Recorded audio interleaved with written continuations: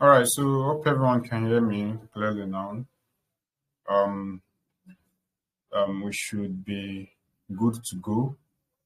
So as I was saying, we're going to be looking at some other ML algorithms today.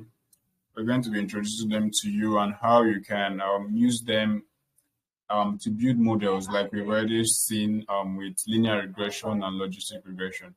So your workflow as a machine learning engineer or as a data scientist would not be just on a single ML algorithm. So when you're building an algorithm or when you're building a model rather using sklearn, you are most likely going to be using different algorithms. So you try you try building models using different algorithms, and then you now compare the performance of these different algorithms and pick the one that is giving you the best performance, right? So that is how it is when doing machine learning. So you don't just say, okay, let me pick linear regression for this regression task, or you just say, let me pick logistic regression and use just logistic regression. No, you basically experiment. You try with logistic regression, you try with support vector machine, you try with decision tree, you try with k-nearest neighbor, you try with other different algorithms, right? Almost everything that you have that sklearn can provide, and then you compare it, right? So in the next class, next week rather, when we start looking at hyperparameter tuning and when we introduce grid search to us, we are going to see how we can actually use all these models in tandem, like comparing their performances and even tuning a lot of hyperparameters and getting the one with the best performance, basically. So it's going to be try and error, right? You're not just going to stick with one particular algorithm. So that's why a lot of algorithms were developed. So you don't just have logistic regression for classification tasks. You have logistic regression and you have others. You have linear regression and you also have others. So some of the algorithms have their strengths. Some have where one is strong, the other one is weak. So basically, as a data scientist, you have to understand how all these algorithms work and where and when to use them in your work or in your particular task. So I'm going to be introducing few of them. I will introduce three today because of time. Next week, we are going to look at some other algorithms and also the hyperparameter tuning. And so we're just going to go from there, right? And so just so you know, we are going to just be going on a superficial level in terms of the concept, the algorithms, what the algorithms do, because there are a lot of mathematical concepts behind these algorithms, right? I told us that data science involves a lot of fields from mathematics to statistics and computer science. So some of the implementation or the concepts of these algorithms involve you understanding some mathematical concept that would not be necessary for us, right? You don't need to know all those things to be able to do machine learning or be a data scientist. It's a good and additional knowledge, right? If you actually want to go into research, the research aspect of it, or if you want to actually go deep into machine learning itself or you want to become a machine learning engineer. So I'll advise you to actually understand the nitty-gritties of all these algorithms, right? So the equation and all those stuff that that makes up that particular algorithm. And I would honestly, I would have loved to show us all these things. I would have loved to take us through all these things, but there's some things I'm considering, right? I'm considering time. If I'm to do that for one algorithm, we would not be able to exhaust it in 2 hours just for one algorithm. So there are a lot of things to understand when it comes to that. Another thing is the level of understanding, right? So the aim of this course is to just help you understand the most important aspect of data science, those things that you would mostly come in contact with or encounter during your during working with these ML algorithms or during building an ML model. So these are the things that we are teaching you here. So a lot of other things you most likely not even utilize it, right? So we're just trying to tune it down to those ones that will be very important, right? So if you have free time, I'll advise you to just look at the other concept that we've not treated, right? Or that you want to just know or understand better, then the resources are there. I've dropped some of the resources right in the as in the textbooks I dropped earlier, and also you can go on YouTube and just watch this particular concept to understand them. So let's just move on to what we have for today. I just wanted to clear the air on that. Um, because I'm seeing that the level of difficulty is becoming higher, so I don't want to make it so much higher that we begin to lose understanding basically, or begin to lose grasp of the entire of machine learning entirely. So I'm going to be sharing my screen now. All right, so as you can see on the screen, we are going to be looking at other machine learning algorithms. So today we're going to look at three algorithms: k-nearest neighbor, support vector machine, and decision trees. So I don't know if you've heard of this before, but these are other ML algorithms that we have built into Scikit-Learn. We also have others. We have the random forest, we have SG boost, we have gradient boost, we have other boost. We have you can't see my screen. So please, can someone else confirm if it's a general stuff?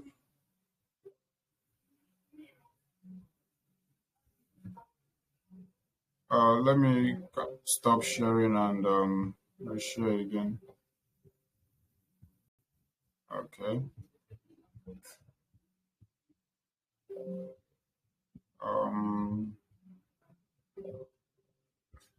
All right, can you see my screen now?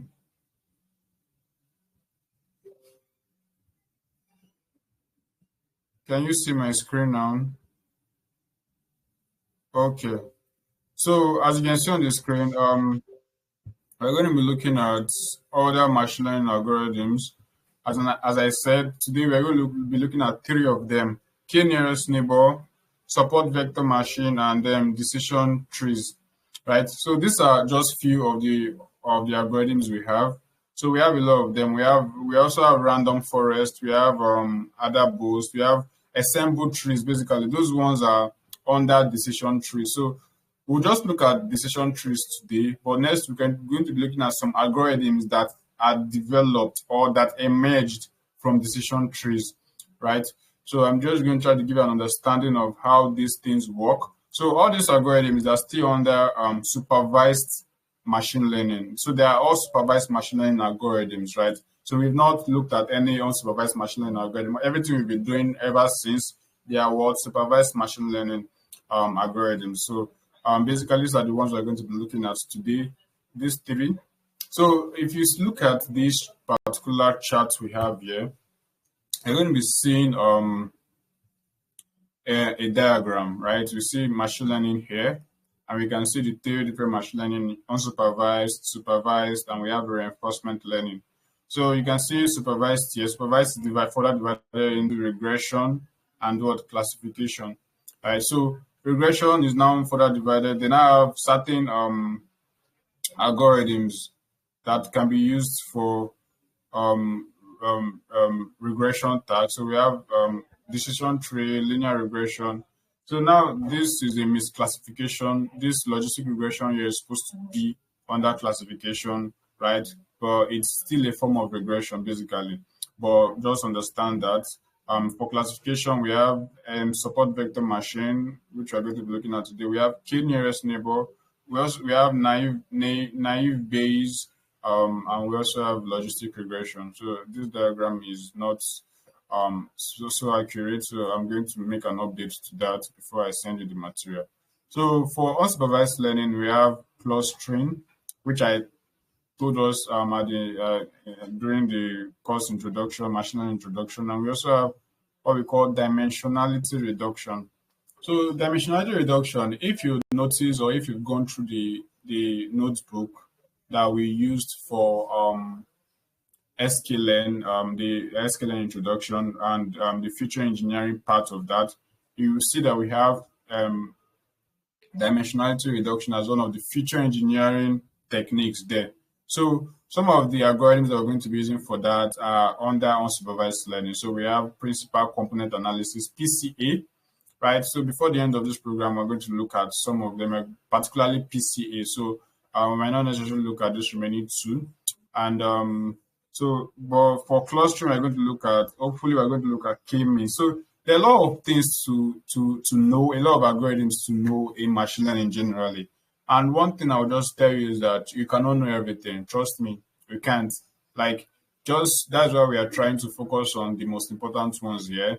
So it will just give you something to start with. So basically, when you work, you don't use all these things. You just use the ones that um, give you the best results. You can't hear anything. Is it general or just you, Ibrahim? Can every other person hear me? Just Imo, just Imo can hear you very clearly. Okay. All right. So as I was saying, you can't learn everything in you can't learn all the algorithms, right? Okay, I'm not saying you can't learn. You can actually learn it technically, but it's not practical to learn every single algorithm here because you might end up not using everything. So I'm just giving you practical advice at this moment. So the ones that you know, focus on them and master them. Know them very well. So these ones that we're going to be looking at, they are the most important ones that you'll be working with most of the time, right? This is just for traditional machine learning because if you are going to be advancing and going into deep learning, then you'll be introducing to a new set of algorithms. So that one is even like is even more broad than these ones that we are looking at here. So the word of machine learning is a very big word, like a very you can't stop learning basically. So I'm just going to take us through these ones today and also show us how we can implement it in Scikit-Learn, right? So this is what we're doing today. But before we go into this, remember yesterday's class, we looked at classification metrics, how to evaluate our classification algorithm, specifically logistic regression, right? And we looked at confusion matrix, we looked at classification reports, right? And we are supposed to look at ROC, that is receiver operating characteristics. That is a metric used for logistic regression. We are supposed to look at that, right? But because of time, we didn't look at it. So I'm going to quickly go over that today before we move into this. So because that is a very important concept to know, or a very important evaluation metric to know rather. So I'm just going to create a new I'm going to create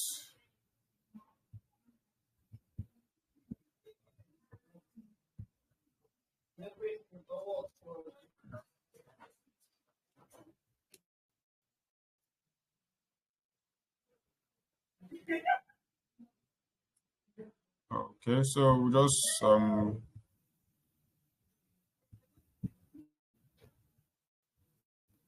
create a new node there, right? So I'm just going to import everything that we had imported yesterday. So from sklearn dot or let me just load yesterday's workbook. So it should be this. So we don't waste time typing out all those things. We can just continue from there. Yeah, I'll zoom in definitely. I'm going to zoom in. So let me just get this straight first. All right. So there's actually a lot of things happening here. Um, in fact, let me just take us straight from here. So we're going to be looking at how to use ROC, evaluating our classification model using ROC and AUC score. So yesterday, we looked at confusion matrix, as I said, and classification report, and I explained all those things that are there, all those metrics you can use to assess our model. So this one is another important metric for classification algorithm. So ROC, we explained it during our logistic regression class, and AUC, right? So ROC means what and AUC means what. You can just type the answer in the group chat as we continue. So now we're going to import some few things. So we import the data set we're going to use, Scikit-Learn dot data set, import, load. I think we used breast cancer data set yesterday, right? From Scikit-Learn dot linear model, import logistic regression. So say from Scikit-Learn dot metrics, import ROC score, right? So this is what we are going to be using, this particular function, to get the ROC and the AUC score. So I think we also going to be importing matplotlib. So we import matplotlib.pyplot as plot. Also import cborn as SNS, right? And so for now, let's just start with this libraries. So before we proceed, there's something I quickly want to show us. It's a very, very, very helpful shortcut. Yeah, you're correct. Area under the curve and receiver operating characteristics. So that is it for that. So now, when you're working in Jupyter Notebook, remember, I usually tell us that if you want to understand anything here, let's say SNS, you can just call me and say SNS and put comma, right? Let me run this thing. Always forget to run that. So whenever you want to understand a particular object in Python, we always come to another cell, and we'll just type it out with a question mark. So let's wait for this to run first. I don't know why it's taking forever to run. Oh, okay. So because of what's ROC, okay, ROC curve. I don't know why I miss spellings a lot. So all this annoying errors.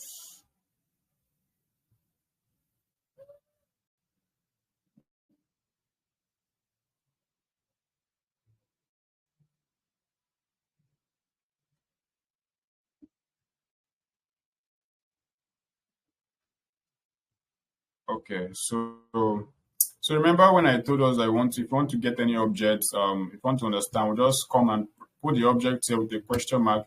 It's going to tell us what that object is, right? For this cborn, it's a module, right? And it just give us this, just everything that the whatever. But there's a shortcut you can use for that in Jupyter Notebook. Instead of always doing that, you can just bring your cursor and place it on in between anywhere in that particular object, right? And press Shift Tab, right? Let me zoom out. So you just put your cursor there and press Shift and Tab. So once you do that, it's going to bring up a window that will describe that object that your cursor is on. So as you can see now, I put it on the breast cancer data set, and I pressed my Shift tab, right, and it gave me this. This is basically everything you need to know about it. So if I go out of that, come to, let's say, Scikit-Learn, right, and press Shift and Tab. Okay, let's use logistic regression. Press Shift and Tab, right? I'm going to see everything that is under logistic regression, like the parameters and explanation of parameters. Basically, everything you see when you do the same thing as we do before, right? So you can still come here to plot whatever object you can just locate. You can do that, and it will show you the explanation. So it's just a quick way to quickly understand or know what you are working with. If you don't know, or if you are working with something new and you want to just quickly understand it, you just use that shortcut, and it will give you an idea generally of that object. So we're going to be doing that in the course of our work from moving from today. So just in case you see it, you should understand how we did it, so you won't be asking questions. So now we've imported this. So now this is what we're going to be using, ROC curve, basically. But before we do that, we'll quickly load our data set. So come and say data equals to data dot, load breast answer. I want us to quickly wrap up with this so we can go to what we have for today. So data dot data, right? And we'll see why data dot target, right? So once we do that, we'll now X, we split our data set.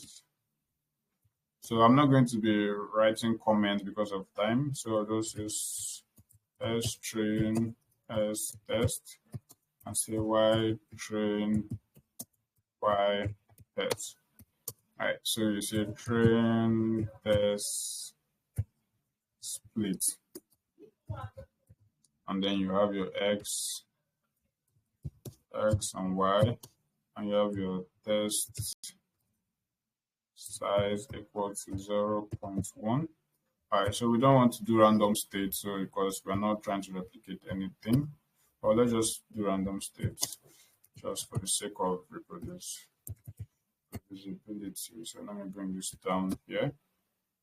We'll have random state to be, let's say, 20. Right, so you can do anything. So let me put splitting. That's it. So once you split that, we just come and train our model. So we'll come and say logistic regression equals to logistic regression, right?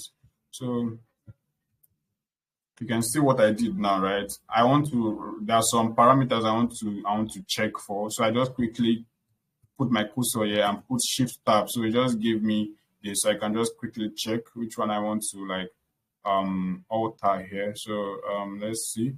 So basically I'm doing I want to change the max eta from 100 to 1000. So I'll say max eta, and I'll say 1000, right?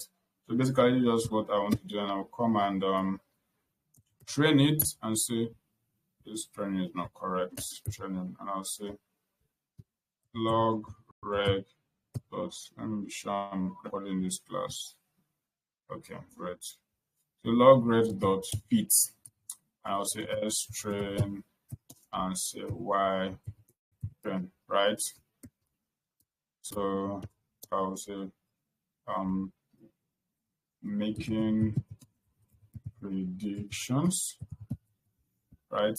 And I'll come and say y pred equals to log reg dot predict, and we'll say x test.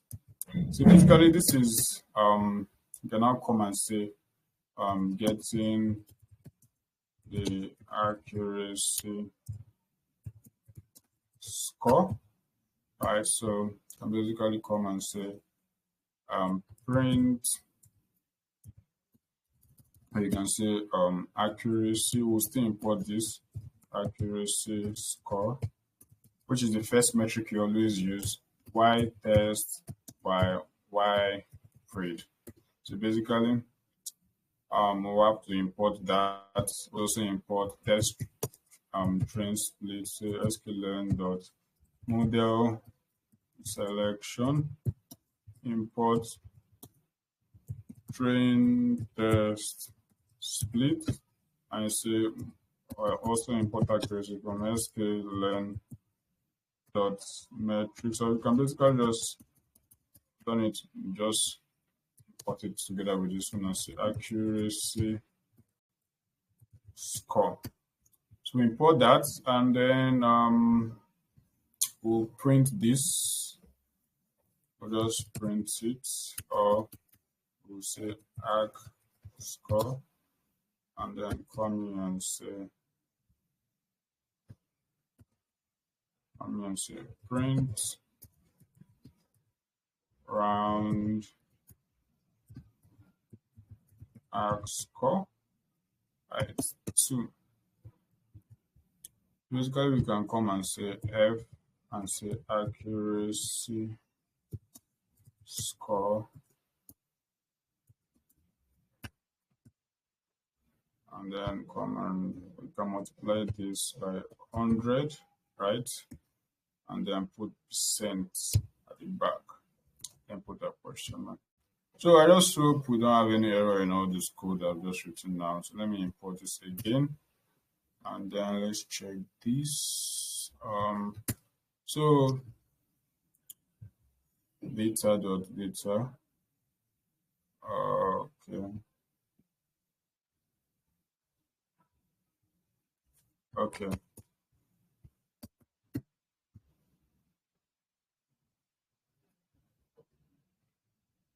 All right. So I need to increase this iteration to, let's say, 10,000. Right. Okay. So this is basically the flow of creating a model. So as you can see now, we have our accuracy score to be 96%. Right. Now I want to use this ROC curve to understand the performance of our model. And if you remember from the logistic regression class we did, I told us about the ROC curve. Let me see if I can quickly get that. So I told us about the ROC score, and I showed us a graph that is used in visualizing that. So it's something. Okay.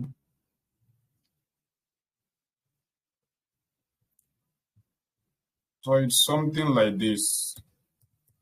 Let me just recap on it. So it's a curve, a graph like this. It has your true positive rate by the y-axis and the false positive rate by the x-axis, right? So this curve here that we have here is the curve representing the performance of your model. So in this case, we have one curve, the blue one, we have the orange one, we have the green one, right? So these three lines that we have here, they actually represent different models.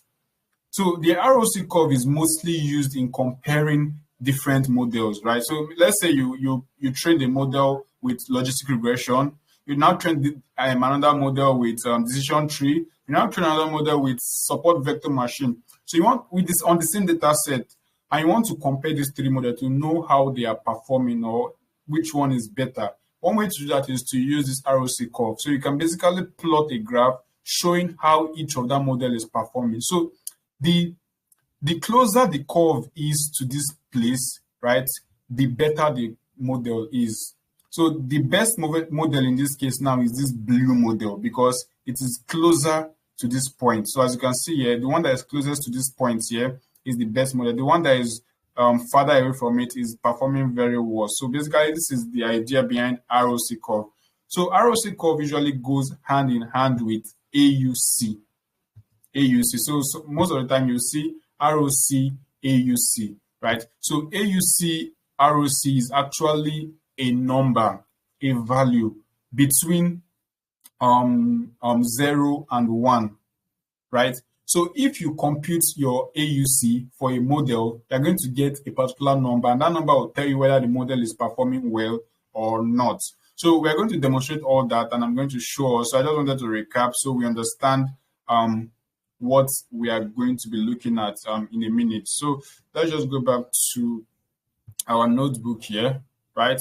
So we'll say assessing our model with ROC and AUC. Okay, let me zoom in. Now, there are some things you need to do before you begin using your ROC, right? So first thing, right, is coming here. We've imported ROC. So if you are new to it, you can just press Shift Tab, and it's going to give you this. So you can just check out the parameters that you need to put in there. So what is telling us, you have to put your Y true and what your Y score there. So these are the two important parameters you have to put to compute your ROC curve. So this will not directly create the curve for you. Do you understand? It's not directly create the curve for you, but from the value you are going to get, you can now use it to create your curve. So let's just see how we can do that. So we're going to get our Y test and our Y score. So coming here, we already have our we'll come and say ROC curve is a function, and you put our Y test value, and the next parameter is our Y score, right? So it's usually our it's usually a probability value, but in this case, we're just going to use our predicted value, which is Y predict, right? There was something I was supposed to discuss yesterday, which was a function called predict prober. Predict prober. So in ML, there are a lot of things that you need to know, right? There are actually a lot of things. So sometimes I just remember them on the go. So now there's what we call predict prober. I showed us this thing yesterday. So predict prober is basically similar to predict, yeah? So if you come and say log reg dot predict prober, it's similar to predict, but it gives us a probability value instead of the ones and zero. You understand? So there are some situations where you need that probability value, and a situation is in this ROC curve. Do you understand? So now we are going to see the output of this predict prober. So if you want to understand, you can just put your cursor on it and press what Shift and Tab, and you're going to see the explanation. So you see what it says here: the return estimate for all classes are ordered by label of class, blah blah blah blah. Right. So it basically tells you what exactly this predict prober does. So if we put our Y our X test here, this is what we're going to get. So if you come and run it, you see you're going to get probability values here. I showed us this thing yesterday, and I explained what each of them mean. So for the sake of time, we are just going to be using this second colon. So this second colon corresponds to the one class. So I told us if you watch the video, this first column is for the zero class, that is for the negative class, and this one is for the positive class, that is one, right? So you can come here and just select that. You just say X, and I think you'd say there should be something like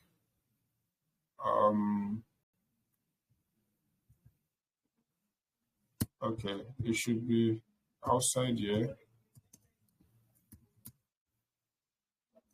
So yeah, this is how the output would be. So this is the probability values for the Y class. So this is what you're going to use for this ROC curve, basically. So don't get confused now. Don't get confused. This is exactly the same thing as your ones and zeros. The difference is just that it has not been converted to 1 and 0 yet. A threshold has not been applied to this, right? So we are just going to be using the raw probabilities that our model is predicting to plot our ROC curve, right? And the reason why we're having this lengthy stuff here is just because it was not approximated. So let's just put that into a variable and say y prober. We'll just say probability, right? So come and here and put y prober.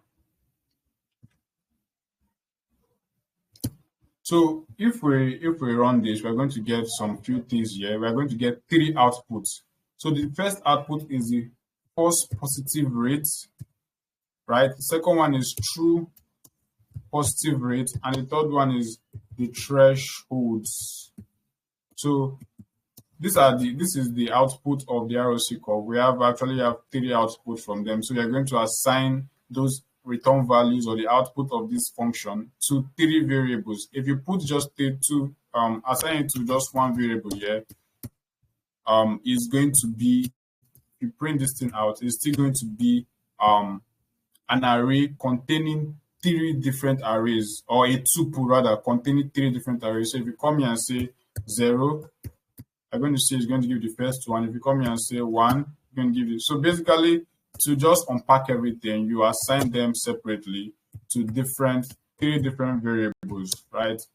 And these are actually the names of the variables that the ROC curve is going to be returning. So false positive rate, true positive rate, and then you have your threshold. So just give me a minute there.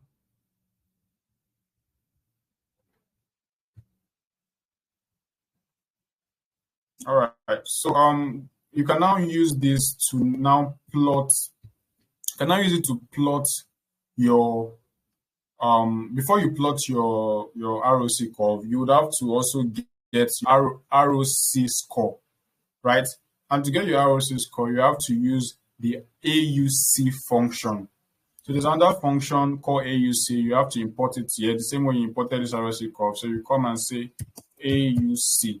So basically, you've imported 2 new things today: ROC curve and AUC. So the ROC curve returns 3 values: the false positive rate, the true positive rate, and then the thresholds, right? So to compute your AUC score, remember I told you our AUC score is between 0 and 1. So your AUC score will require the false positive rate and the true positive rate. So if I come and say AUC and say FPR and TPR, right? Okay, I have to import this again.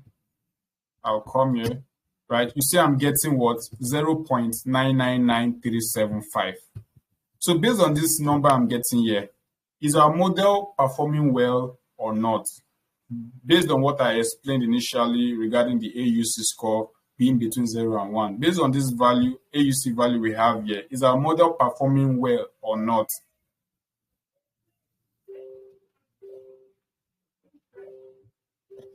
All right, great. So yeah, exactly. So our model, this is actually another metric that we can use to assess our model. So all these things we did now, all these predict proper and the rest, and getting our ROC curve and everything, is to basically get this this score that we have here, this AUC score, right? So now this is a value, and from the value we can actually know that our model is performing well. But sometimes you want to visualize it, want to see it in a chart, and just to appreciate it better, basically. So most of the time, you'll be visualizing your AUC score, right? So, or your ROC curve, basically. So the way we're going to go about it is to use matplotlib. So we're going to be using matplotlib, and we'll be using the plot function. So we'll come here and say, let's assign this to a variable AUC score, and plotting our ROC curve. So we use matplotlib, use the plot function, plot.plot.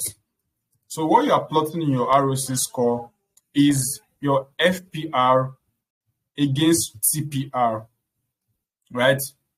You are plotting your false positive rate against your true positive rate. That is what ROC curve is. So in case you are asked, your ROC curve is your false positive rate against your true positive rate. So if I come and say FPR and then you put TPR here, if I just plot that, it's going to give me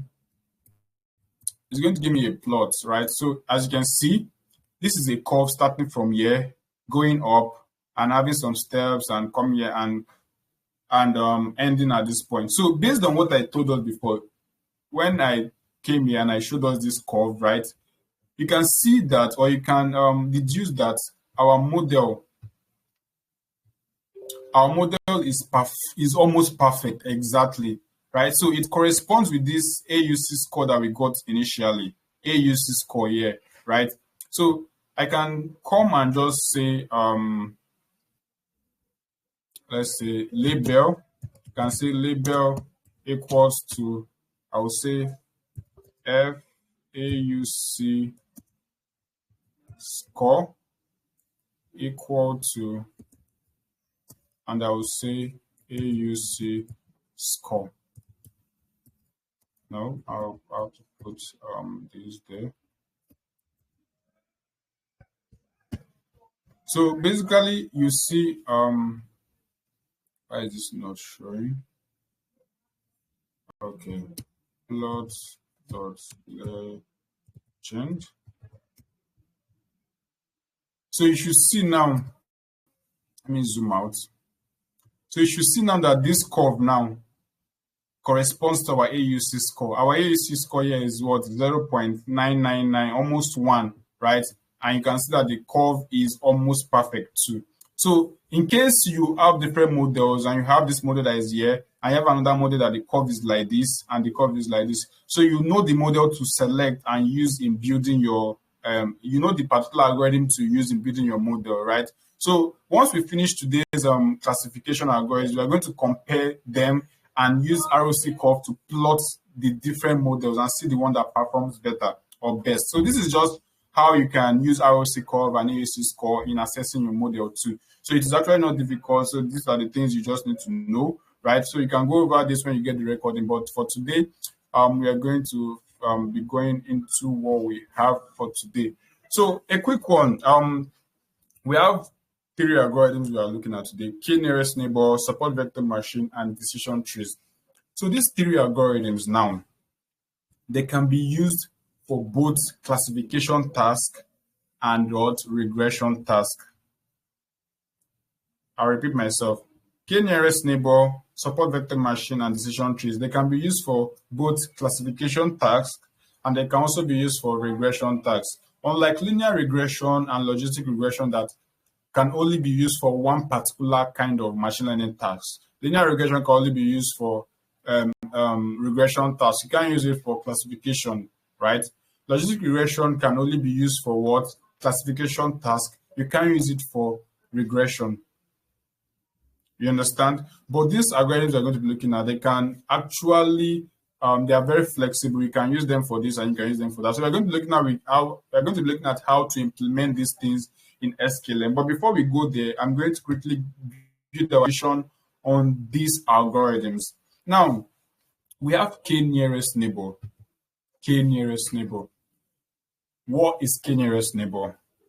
So now, to some of us, this might be sounding very new, and we'll now be trying to understand exactly what it means, right? So we're not going to go into detail on the on how this algorithm works, right? Or basically how it is implemented, like on the conceptual level. I'm just going to give you a general idea so you understand what it is doing. Now, if you see on the screen, you would see a graph and you see different points. Now, I'm going to start with the classification task of k-nearest neighbor. As I told you, these 3 algorithms, they can be used for both classification and regression, right? So the implementation for classification task is different from the implementation for regression tasks for the 3 algorithms. So remember in linear regression, when I was explaining to us, I taught you how linear regression learns from your data, right? So remember I taught you that I showed you a chart that has scatter plots and everything, and linear regression tries to draw a regression line that best fits our data, right? So in that regression line, it kind of minimizes or draws a line that minimizes the error. I don't want to go into details again because we've already talked about that. So I'm just trying to give you an idea of how linear regression works, right? So the same way linear regression is able to capture relationship between data and make prediction, it's the same way all these algorithms too do the same thing, but the way they do it is different. So for k-nearest neighbor now, for the classification part, we have basically 4 steps. in which k-nearest neighbor, or on how k-nearest neighbor is able to make predictions. And before I move on, k-nearest neighbor is like the most simplest algorithm, machine learning algorithm, and it is mostly not used like that, right? You don't mostly use it in production environment, or even when you want to do your project, basically, because it has a lot of limitation, right? It doesn't work well with large data sets, and most of the time we are always making predictions, or we're always working with large data sets. It doesn't work well with large data sets, right? It doesn't even work well. So we are going to talk about the disadvantages at the end, but I'm just trying to point that out. So, but for the steps or the process in which it is able to make predictions, the first thing it does is that it selects what we call number of neighbors. So the same way I introduce new concepts to you, the same way I'm going to be introducing new concepts to you here. So just don't bother yourself about them, but just try to follow what we are saying. So first thing you would do in k-nearest neighbor is to select what we call number of neighbors, k. So that is why we have k here, right? The number of neighbors will be denoted as k. So this is basically what is going to be determining where or how the model will make predictions. Do you understand? So now, when you select k, or the number of k here is what? The number of neighbors. So let's say you have a new data point, and let me just point something out. K-nearest neighbor, it doesn't actually learn anything like linear regression and logistic regression, basically. So it just actually, most of the work is done during prediction. So during learning, or when you say model.fit, it just maps out or separates the different classes, like in a graph like this. You will not see it basically, but this is what you just separate them. And then when you introduce a new data point, or let's say when you are using your S-test to make the predictions, it now uses that separation to make the prediction. So now, for instance, in this case, it has separated your data. Now we have this red data point, which is maybe your class 0, and we have this blue data point, which is your class 1, right? So this green dot you have here is the new data you want to predict. You want to predict whether this new data is in class 1, belongs to class 1 or class 0, the same way logistic regression makes prediction. Now, I remember I told you that the first thing to do is what? To pick k, which is number of neighbors. So the way this algorithm makes the prediction is that this new data point now, it will now map out the distance between this new data point and the surrounding or the closest neighbors to it. You understand? So it has already separated or plotted this thing in a graph, basically, just to help you understand it. And then it looks at its surrounding and check for those neighbors or those data points or the classes that are closest to it. So in this case, we selected, let's say we selected 4 neighbors to use in making our predictions, right? So if we come here and we check the neighbors that are closest to it, which is in this case, we're using 4, we'll now count, okay, this one is closer, right? This one too is close, this one too is close, this one too is close.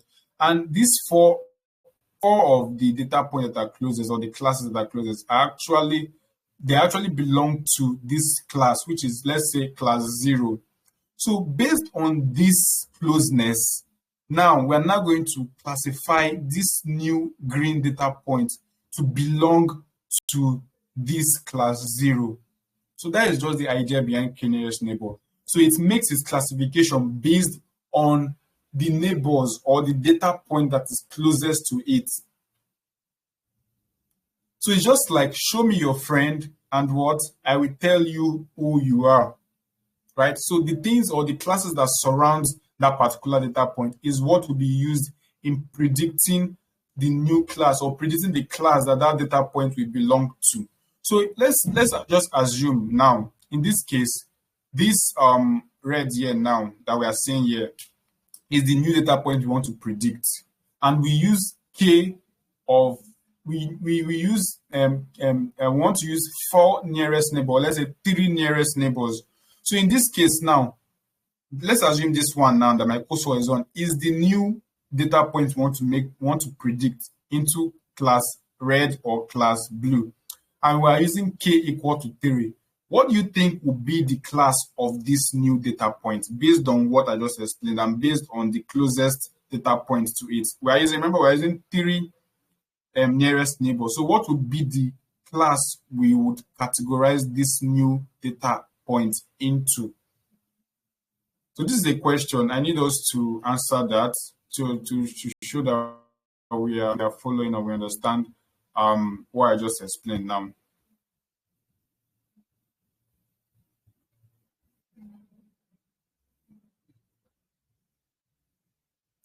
Okay. I'm still waiting for us. I want to be sure that we are following. If not, I'll just have to recap and just re-explain the concept again. So I need to, so everybody's carried along basically. Okay, David said to be selected to the red ones. Class 3, class red. Adegoki, which class is 3, the third class? Yeah, we have just 2 classes here. Remember classification, in this case, it's binary classification we are doing. So just 2 classes, right? So this red class is class 1 and blue class is class 0, right? So in this case now, it will be classified together with what? The red class. You all got it, class red, the 3 red dotted data point, exactly. So we understand the idea behind that. So that is basically how K nearest neighbor works. So as I said before, it is the simplest algorithm. Like it is the simplest basically, right? So based on what or the number of nearest neighbor you select, it will influence the class that the new data point will belong to. And there's something that you also need to note.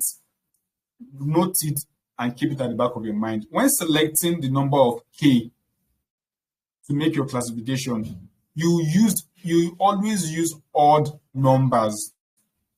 What do I mean by odd numbers? Odd numbers like 3, 5, 9, 11, and the rest. Why? Because sometimes when we use even numbers, in this case, now let's assume we use even numbers and 2 of this blue class is closer to it, and the next 2 that is closest to it are the red classes. So in this case, we have 2 that of the red class and 2 of the blue class, and it will be difficult for the algorithm to select the one that it is going to find the data point into. So that's why we use odd numbers. So if we have, let's say we are using 5 here, if we have 2 here, the one that will follow, definitely there will be one that will help us make decision of whether to classify it into blue or red. So just keep that at the back of your mind. Anytime you're selecting K, you make sure that your K is an odd number, 5, 7, 9, 11, and the rest. So that's it for classification. Now, when it comes to regression, remember regression, we are trying to predict continuous variables. So instead of using the classes within the most common class closest to that data point, we actually calculate the mean. In this case, let's say we select 3K or 3 nearest neighbors for regression. Remember, we are trying to predict continuous variables, and these classes, each of them would have a specific numerical or continuous value. So to classify or to predict or make prediction for this new class, we actually look at the 3 neighbors closest to it, take their values and compute the mean or the average. So that average is now going to be the prediction for your new data. So that is just it for regression. For classification, the class with the highest number of, or the class that has the highest number of data points closest to your new data would be assigned to your new data. While for regression, you are going to have to compute the mean of the neighbors that you select. Let's say if you select 3 neighbors, you have to compute the mean of the three values that are closest to it, and you assign that mean as your predicted value. So that's why I said I don't want to really go into detail of all these algorithms, because there are a lot of things to understand, right? So, but this is what you just need to know to move on with k nearest neighbors. You understand? Because to compute the distance, we have to start using some distance metrics like Euclidean distance, Manhattan distance, Minkowski distance, and the rest. And these are mathematical concepts. So you don't need to know the details of all those ones. So just understand this concept, and you can just implement k nearest neighbor in Scikit-Learn. So basically, we'll just look at the overview of k nearest neighbor. What you do here is select k, right? After you've selected k, the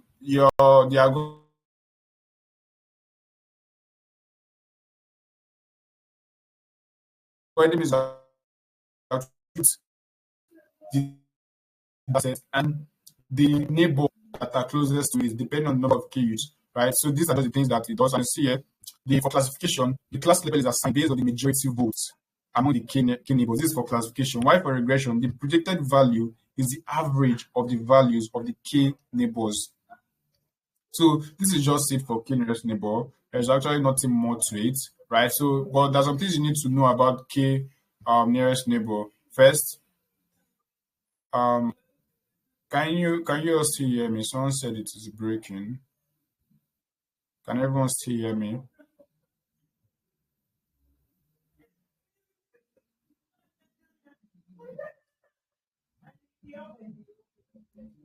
Hello? Can everyone hear me? All right. Yes, we can hear Okay. you. So as I was saying, there's some things you have to note about k nearest neighbor. First of all, there's what we call lazy learning. It doesn't really learn anything during training, basically. So as you can see here, it says k nearest neighbor is considered a lazy learner because it does not explicitly learn a model during training. As I said before, it doesn't do anything, like it doesn't compute laws or all this stuff that logistic regression and linear regression does, right? So all the computations are actually done during predictions. Like as I told you, it's during prediction that it will actually now start to compute all these things to make the classification or to predict the continuous value, if it is a classification algorithm or what a regression algorithm task rather. Right. Another thing is it is non-parametric, right? So all these things are just assumptions about k nearest neighbor. Remember, when we're talking about linear regression, the assumptions of linear regression, we said that linear regression, the data has to be it has to have a linear relationship, and it has to be normally distributed.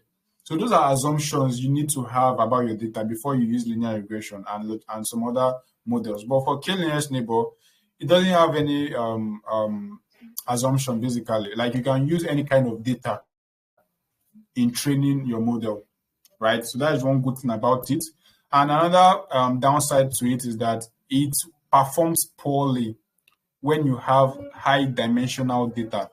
In machine learning, high dimensional data simply means a lot of features, right? So when you have like 20 features, your data is high dimensional, right? It is a high dimensional data. When you have two features, your data is just two dimensional, right? When it is one feature, it is it is a one-dimensional data, right? So basically, it works poorly when you have a lot of features, right? Because of the complexity. To compute the closeness of a lot of features is going to be very complex for it. So it will not perform very well. So you don't really use KNN like that most of the time. So it's just something you need to understand. You can use it.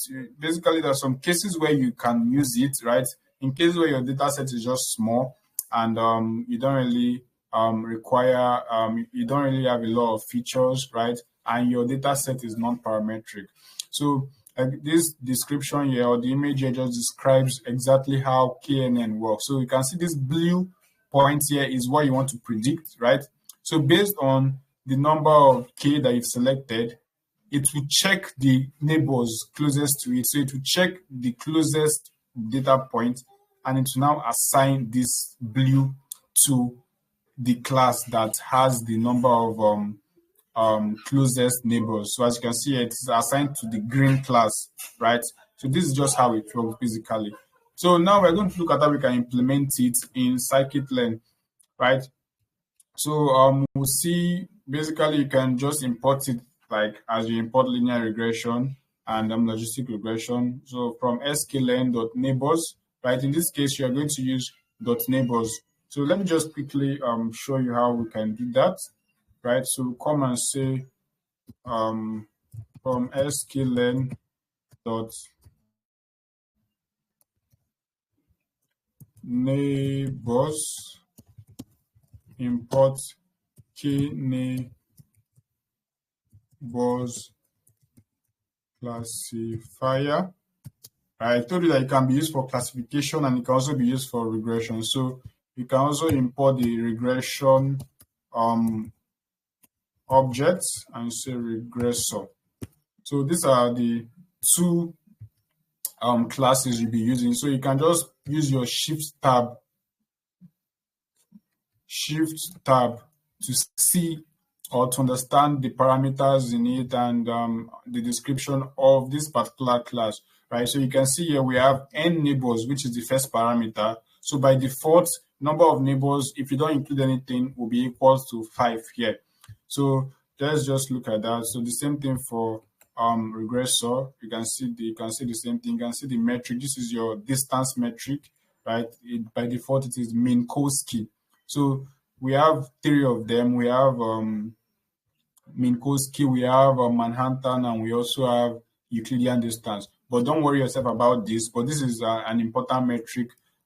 This is basically what it uses in computing the distance between the neighbors. So that's why I pointed it out. So the rest here, they're not really so important for you to know now. You can check out, you can definitely check it out later. So now we have imported this. So to just use it, you can just bring it here. The same way we use our logistic regression. You can just come and say KNN classifier, and we'll put it here, and we can specify the number of neighbors. Let's say neighbors equals 3, right?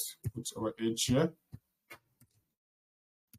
Neighbors equals 3, right? And I can come and say KNN classifier and say dot fit and say S train and say Y train. So if I run that, it will fit my model. Basically, I didn't learn anything, as I said before. So see the output here. And making predictions, you can just, the same way you do for logistic regression, you come and say knn.predict, right? And you put your S test, and you get your predictions, basically. So you can now compare these predictions with what we've done before. So let's just quickly check the performance of this KNN. So I can come here and say Y read, or you can say KNN, so we can separate them, KNN read. So we can now come and check the accuracy of this particular model. You can come and say accuracy, or let me copy the one I did before.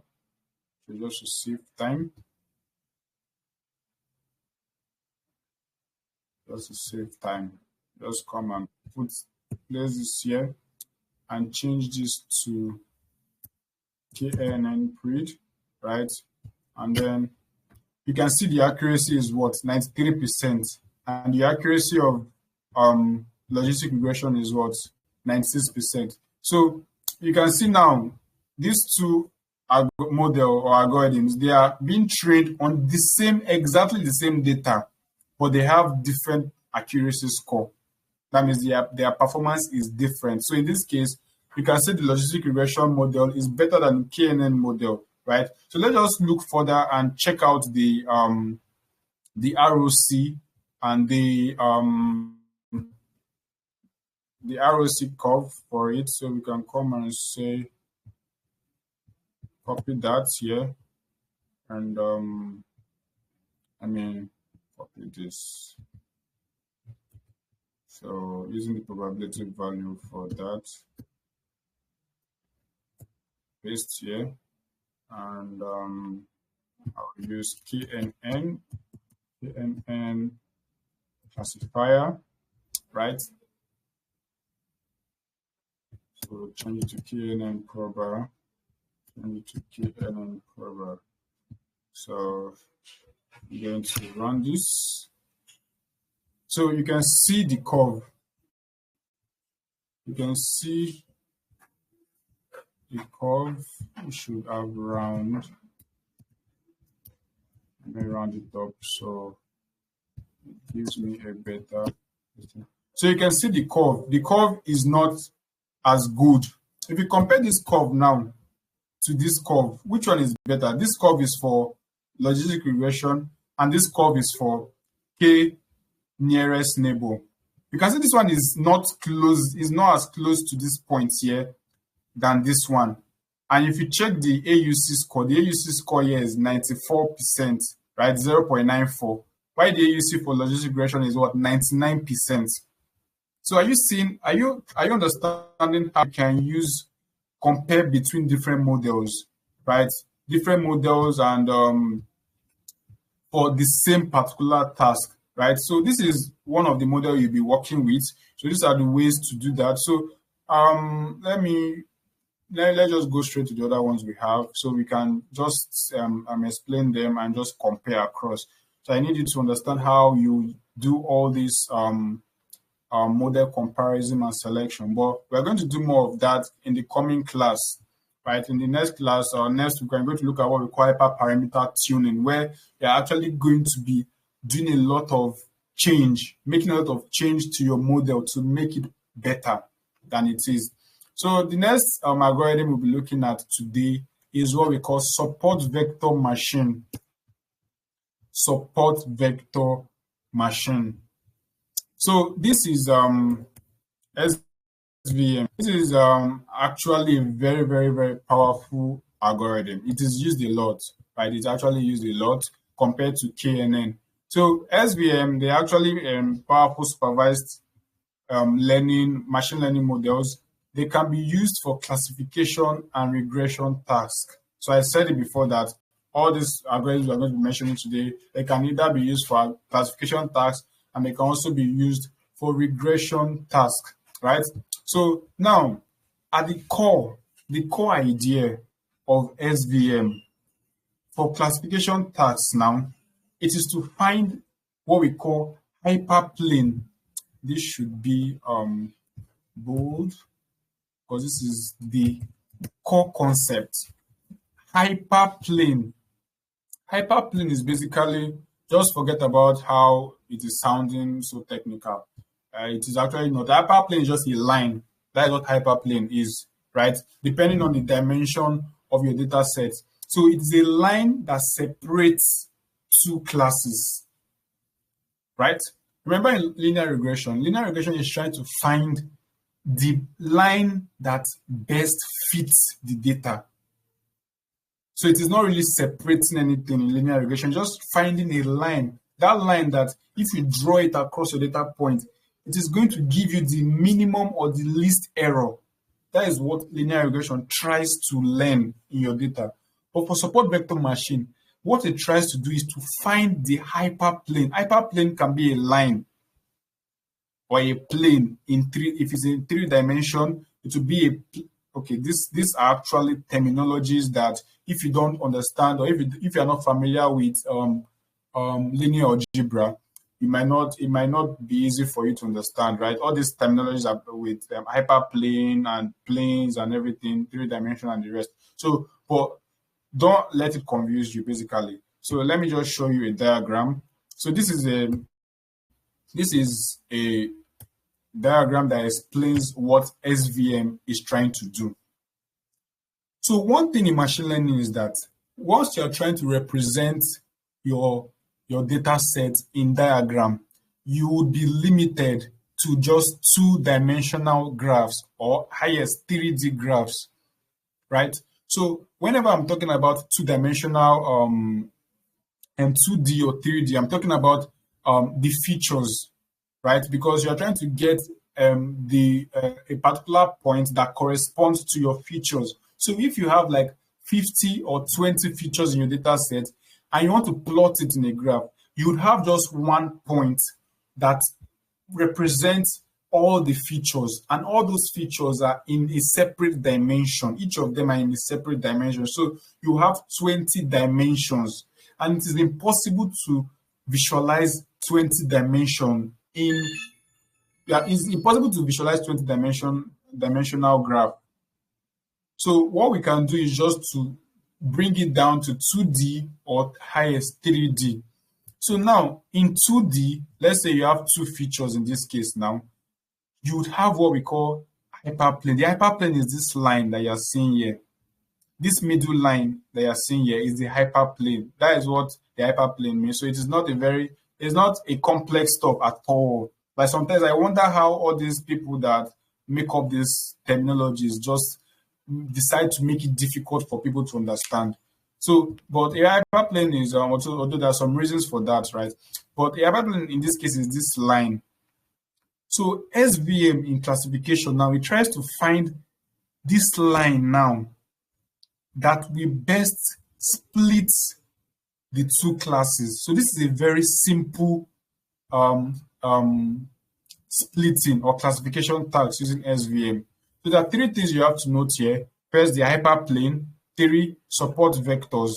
So support vectors now are actually the data points that are at the end or the border of this margin. So the hyperplane, you have your hyperplane, right? But before you have your hyperplane, you have your support vectors. So you have to draw a line, right? That kind of is at the border of a particular class, and then you go to the other class and you also get the data point that is at the end, that is the border, and a line will also be drawn there. You can see it is touching this one is touching this one here, and I think this one, these two. So once you draw those lines, once you've gotten those support vectors, then you now find the hyperplane that separates or maximizes the distance between these two classes. So in this case, it's possible for us to have several hyperplanes. Let me put something and see if I can describe it. I'll share my screen. Let me share a separate screen. So because some of these concepts, as I told you before, some of these concepts, they are not just something that you spend 30 minutes or 1 hour explaining. So just to help you understand it better. So now let's look at what I'm trying to say. So this is our y, x, and y axis, right? So we have our different data points here, right? I'll just put them.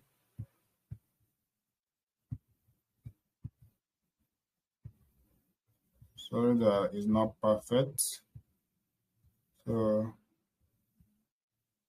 you have your different, these are supposed to be data points. I don't have so this is your first class, and now this is your second class.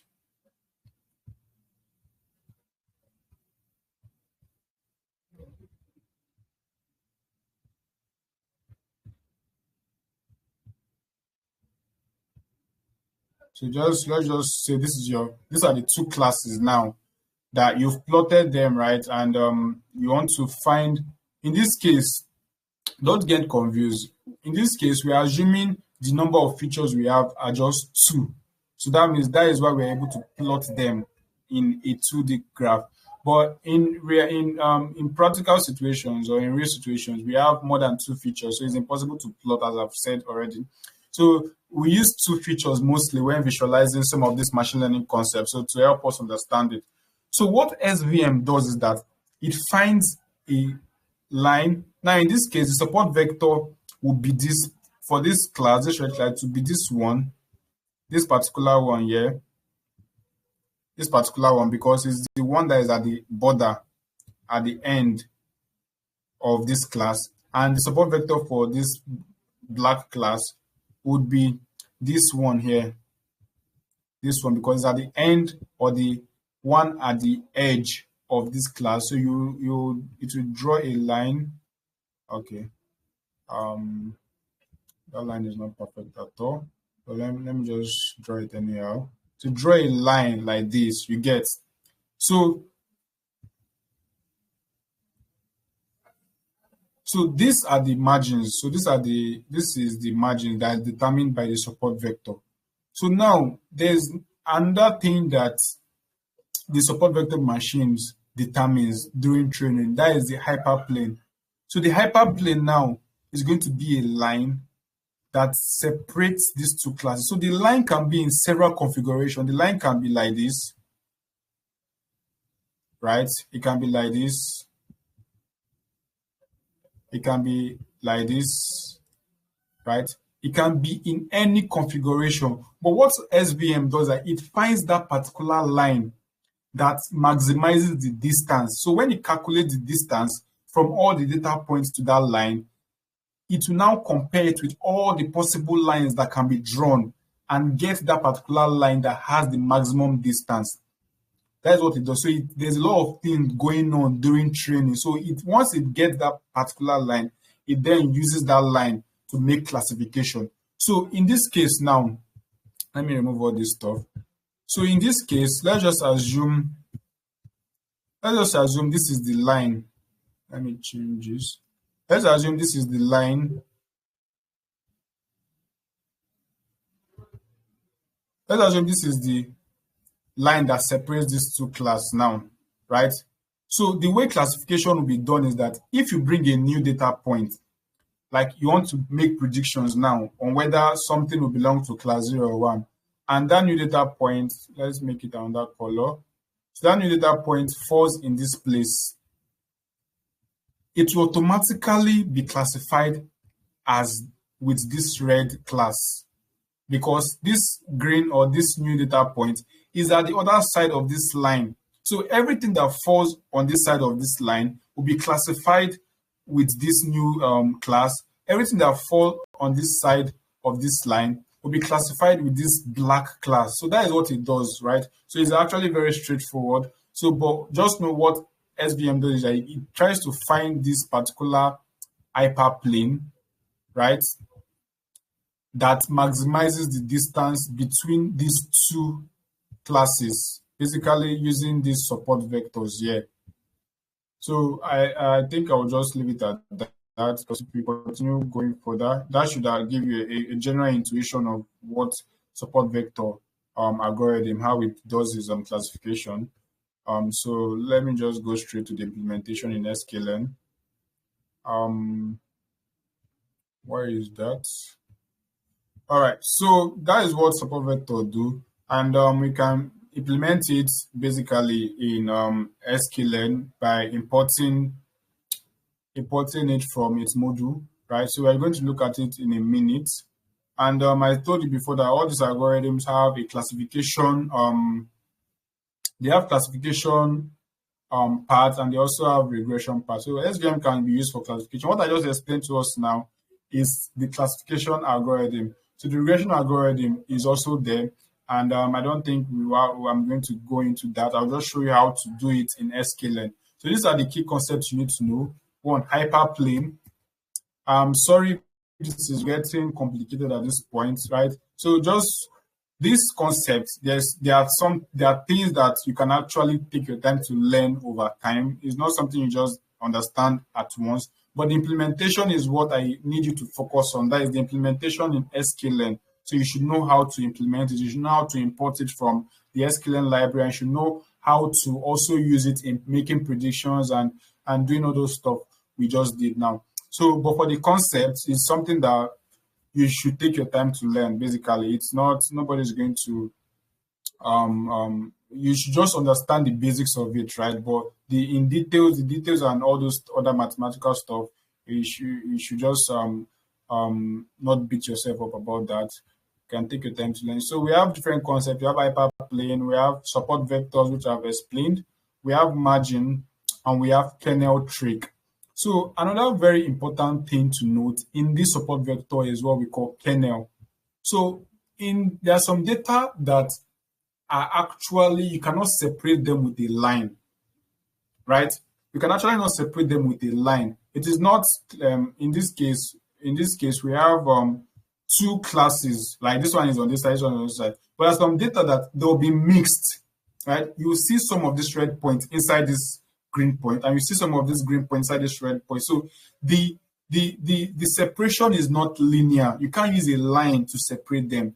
So you have to use other techniques to make the separation. So that is what this kernel trick is, or the different kernels we have here. So we have linear kernel. This is the default kernel, or this is the kernel you use in separating these ones that can be linearly separated, as I've just showed us here. We have polynomial kernel. All these other ones that we have here, they are basically used for non-linear separations, right? So most times we use this RBF kernel, because this RBF kernel is actually, it is able to capture very complex relationships, right?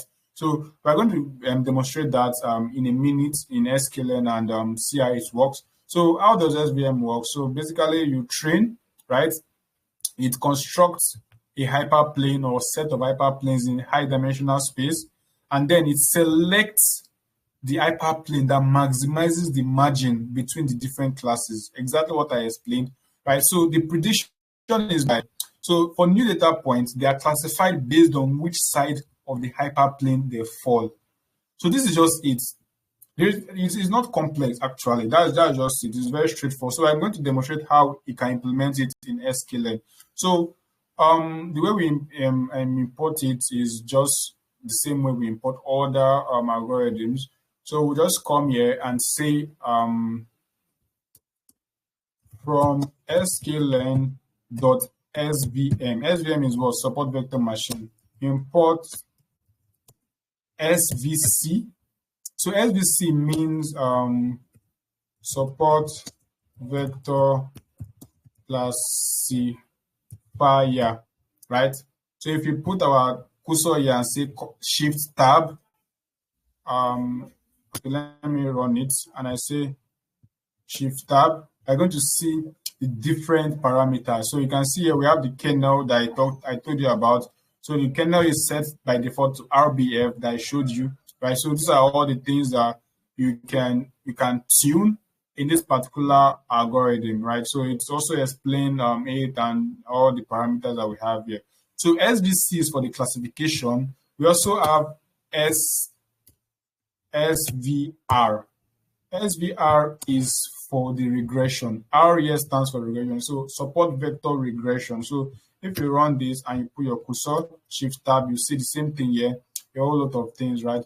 So basically, it's support vector regression, as you can see here. So a lot of other technical stuff that you can read on your own. I would always encourage you to go and read on your own, because you can't exhaust everything in this class. So let us quickly make the same predictions we've made with all these other model with support vector machine. So I'm going to come here and say using support vector machine, I'll just say SVM classifier, right? And I'll say SVC. Remember, we've imported it already, and just run it, right? We've created our support vector classifier object, right?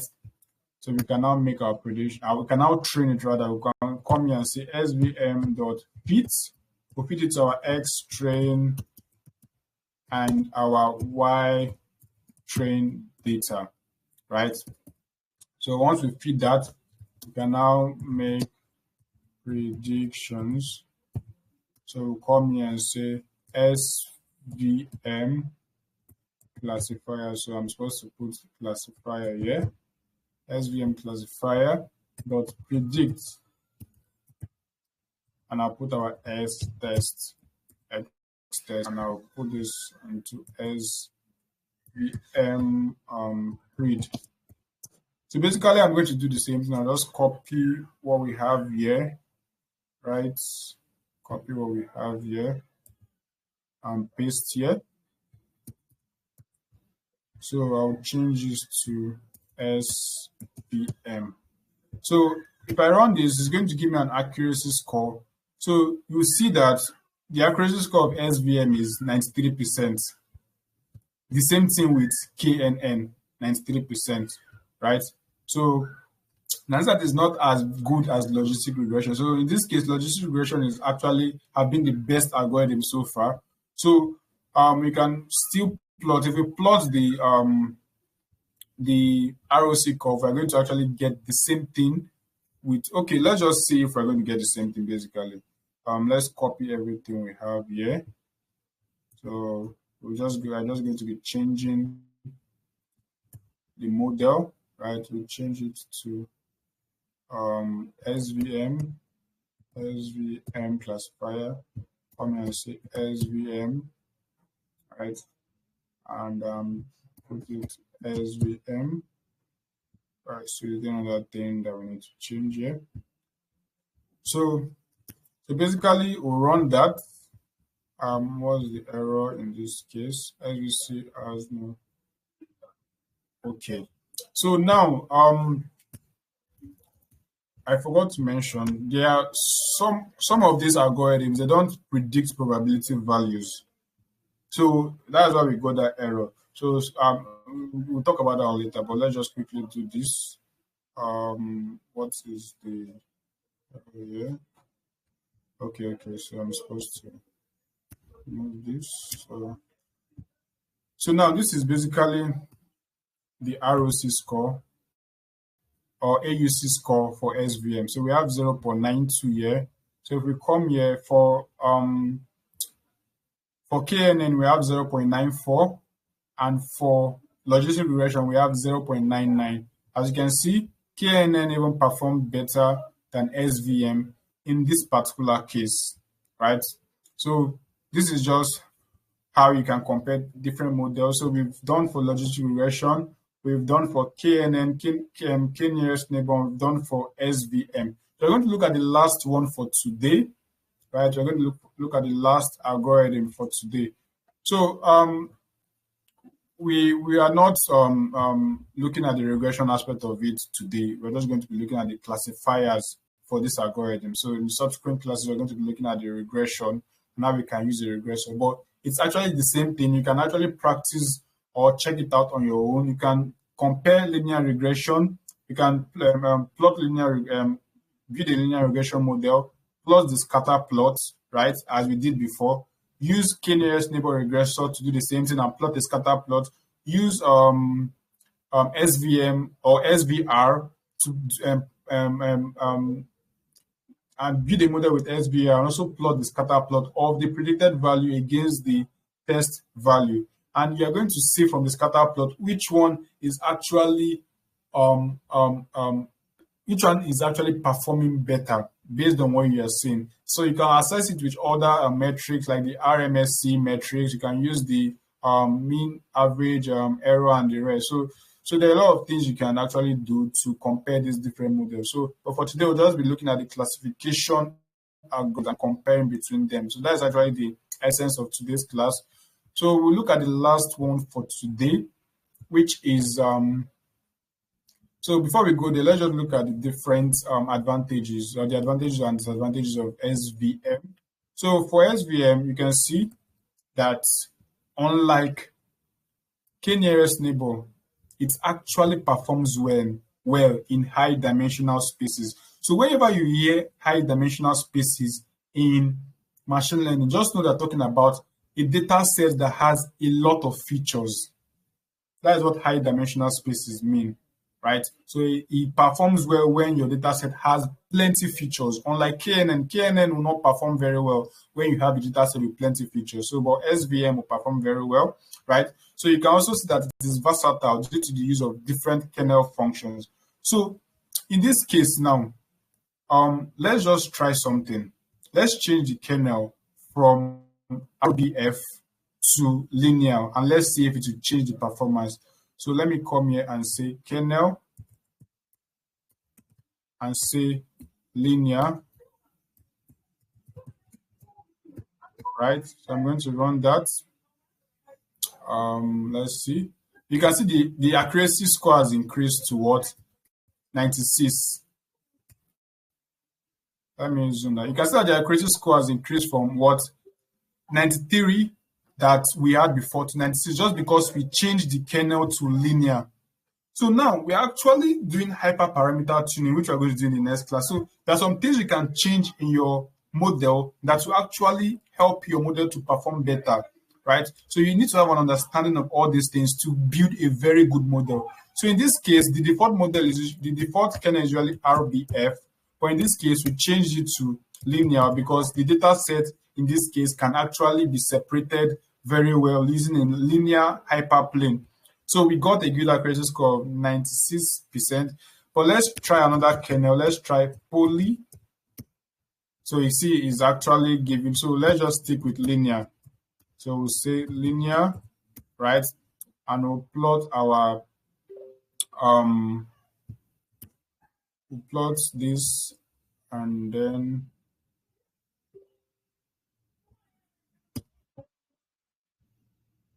so you can see now that our ROC score has what increased to what 96, right? You can see that the ROC curve has improved. The AUC score is now 96 because of we changed the kernel to linear. So it's very important for you to know all these things. So we can actually specify the kernel using separating our data, right, based on the relationship. So if our data is actually has a linear relationship, we'll just have to use the kernel, the linear kernel. If it has a non-linear relationship, then we'd have to use all the different kernel we have, right?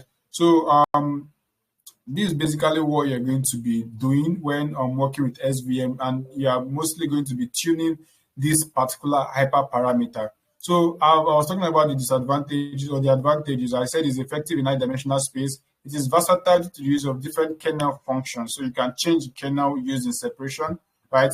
And it is robust against overfitting. So we're going to talk about overfitting in our subsequent class. I've said it several times, right? So let's not just go into that. So disadvantage now, it is actually computationally intensive for large data sets. What this means that it's not like it cannot work very well with large data set, but it takes a lot of time to train when you use a lot of data set, or when your data set is actually large, right? That is one disadvantage. So if you don't have a very good computing resources, you might not be able to train this model, right? So, and you can see performance can be sensitive due to the choice of kernel. The same thing we just saw now. By changing the kernel, it improved or reduce the performance, right? So these are just the disadvantages of SVM, right? Let's now move to the last algorithm for today, decision tree algorithm, right? So decision tree algorithm. Hope we are still following. Hope we are still following and we are not lost.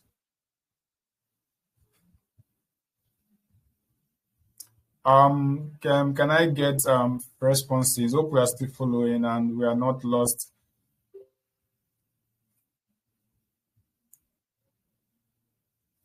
Okay, great. So don't data science is machine learning is actually interesting, I must say, right? There's nobody that will be introduced to machine learning concepts that would understand it immediately, right? You would just have to take time to go through it again, to practice it.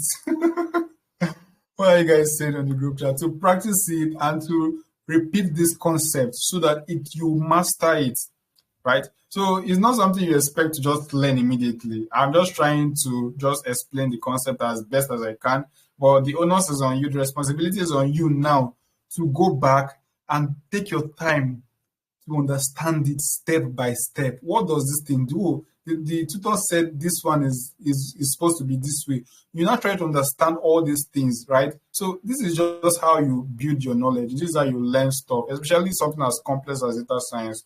So don't get discouraged at all, and don't allow it to be a setback. You definitely understand this as time goes on, but it depends on you actually if you really want to understand it. So that's just it. So there's nothing most things that are worthwhile are actually not easy, Understand? So just know that. So because of time, let's quickly look at decision tree algorithm. So decision tree algorithm is another type of supervised learning algorithm, supervised machine learning, that can be used for both classification and regression tasks, right? So the same thing. So basically, all this thing I've just been saying since morning is that you can just use them to do the same classification that we've been doing before. You already understand what classification is, and you already understand what regression is. You understand the basics of machine learning. You understand the basics of dependent variables and independent variables. And you understand the concept of classes. All these things are what you need to know very, very well. These algorithms are just different ways to do the same thing, right? These algorithms are what? Different ways to do the same thing. So that's why I don't want to go in depth into how these algorithms work, because you don't necessarily need to know them. Let me just be honest with you. You don't necessarily need to know how these algorithms work in depth. The time you need to understand these things very well is probably when you're going for an interview, right? You definitely need to understand these concepts, right? But they won't ask you very technical concepts. They just ask you the things, all these core concepts that I'm explaining to you now. You need to understand how it works basically. And or when you are going into research, you want to be a machine learning researcher, you want to be able to improve or build new algorithms for people to use. But as a data scientist that would basically be building model, you don't need to disturb yourself with all these mathematics, with all these complexities that we're talking about now. The reason why I'm teaching us is just for you to have an idea of how they work. Do you understand? So that's just it. So we are going to look at decision tree algorithm today as the last algorithm. So basically, decision tree is like a tree, but an inverted tree. So the first thing you see here is the root. The same way a tree has a root, but this time around it is inverted. The root is up, and then the last things you see here, they are actually the leaves. The same way a tree has a root, and then as you go up from bottom up, you now be seeing stems, and before you get to the top, you see leaves. That's the same way the decision tree algorithm is structured. So what the decision tree does at its core is just splitting classes based on different features. Let me say it again. What decision tree algorithm does is that it splits the class. In this case, you want to predict whether something is in 0, class 0, or 1. So, and you have several features. You have less like 5 features, right? So what the decision tree does, it kind of splits the features into the different, it splits the classes based on a feature, right? So in this case, we have the first split is going to be a feature, one of the feature here. Let's say you want to predict whether someone would have diabetes, or let's use the breast cancer data set, whether someone would have breast cancer or not. And you have several features, right? So let's say one of your feature is age, right? The age of the person. So decision tree will take that one feature and try to split it in the sense that each of the node, it will split into two nodes. We call it node. As we can see here, we have one node and we have one node. And those nodes will actually be based on a particular criteria. Let's say the first node will be the age that is less than 20 years, people that are less than 20 years. And the second node will be people that are greater than or people that are older than 20 years, basically. So for each of those features or those splits, you will now have the classes that belongs to them. I know this is actually very difficult to understand without illustration, right? But I'm going to send a video, a very illustrative video for you to watch so you can understand exactly this thing I'm illustrating now. So I actually tried to find an illustration, but I didn't see anyone. But just try to understand what I'm saying. So decision trees just splits your classes based on a feature. So it stops the splitting when it has gotten to a point where it can no longer split it again.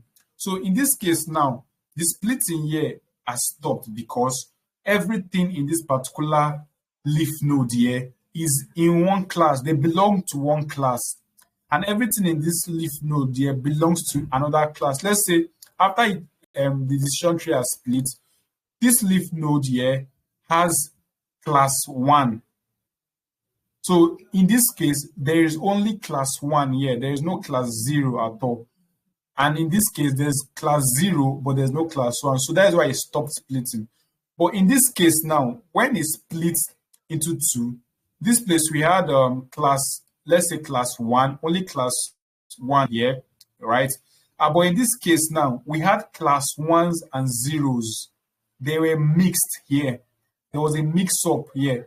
So decision tree actually tries to split all this, make a split to the point that each leaf node, the leaf node is the end node, each leaf node is pure. So what we mean by purity in this case is that there's only one class there.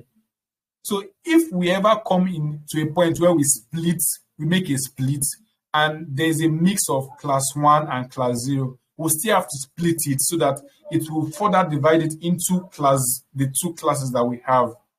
So that is just the idea behind decision tree. It's just basically split our classes into 2 based on a particular feature.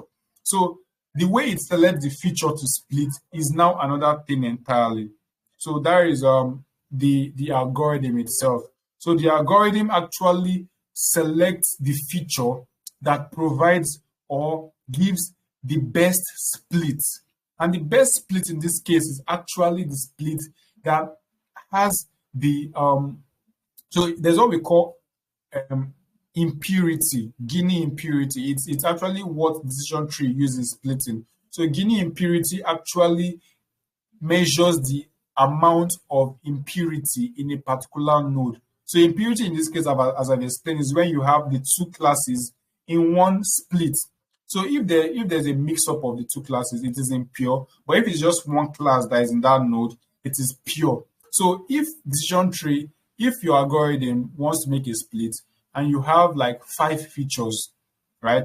So you have different features, it will go through all those features and use each of them to start the split. So it will split with the feature 1, it will measure the impurity, and it will split with feature 2, measure the impurity, split with feature 3, measure the impurity, and the feature with the least impurity is what it is going to use in making this split. So once it does the first split, it now comes here and do the same thing it did in this first instance. It will get the second feature, right? It will remove the feature it has used in splitting and get the remaining features and make the split until it has come to a point where it can no longer split again. So that is just basically it for decision tree, right? It just splits based on the feature and uses the feature with the least impurity to make it split. So I really feel you're just getting confused at this point. Like, what was this guy talking about here, right? So let's just continue. You definitely get comfortable with all these things. I'm just actually remembering when I started mine, I was trying to understand all this. It was proving difficult. I was like, how is it so difficult like this? Which kind of concept? Why is machine learning so hard? But here I'm here teaching you. And the only thing it took was just time and dedication and my eagerness to understand this concept. Right? So that's just it for that. So that's just to encourage you. These are the key concepts in decision trees. We have your root node, you have decision nodes, you have leaf nodes, you have splitting, right, which I talked about. We have pruning. So you can just look at them and try to understand what they mean, right? So now one of the most important things in decision tree is measures of impurity. So impurity in this case is similar to error, as we talked about in linear regression. So The same way linear regression or logistic regression is trying to reduce the error is the same way decision tree is trying to reduce the impurity.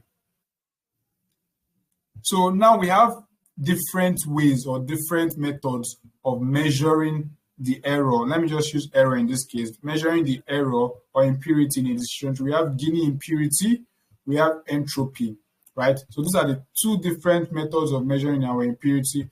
And we have what we call information gain. Information gain is basically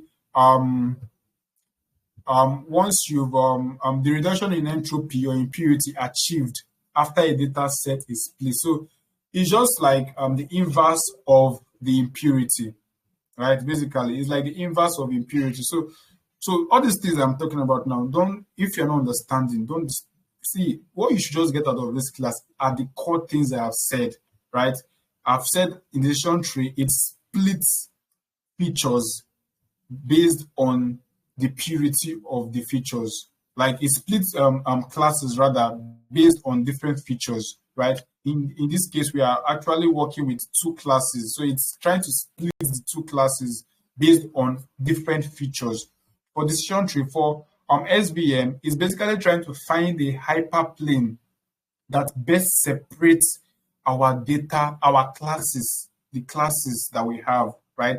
And for k-nearest neighbor, it basically tries to predict a new or assign a class to a new data point by computing the distance between that new data point and other classes that we already have. And so we can actually select the number of neighbors we can use in doing that by specifying it in our code.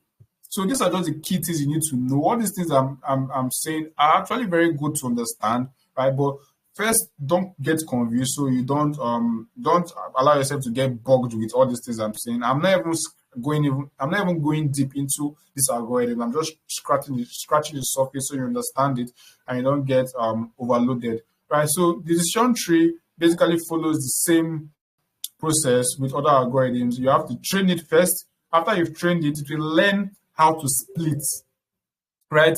It will learn how to make split. That is what happens in training. It learns how to split. So when it has learned how to split, it learns the best way to split, right? So when it has learned the best way to split, it now makes predictions based on that particular split that it has made. So once you get any particular data, it now checks each of the feature in that data and it checks the tree. So in this case, the tree will be a very, very complex tree.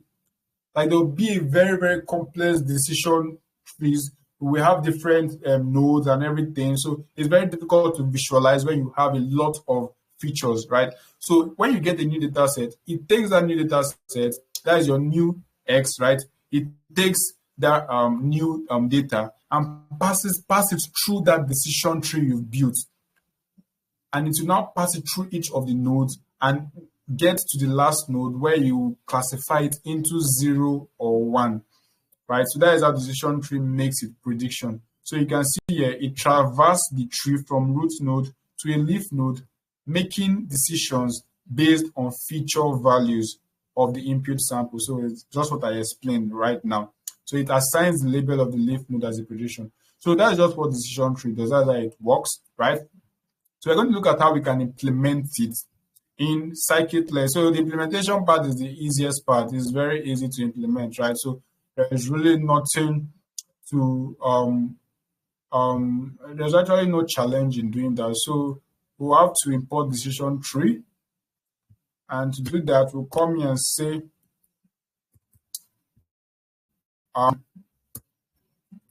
from sklearn.tree import decision tree classifier.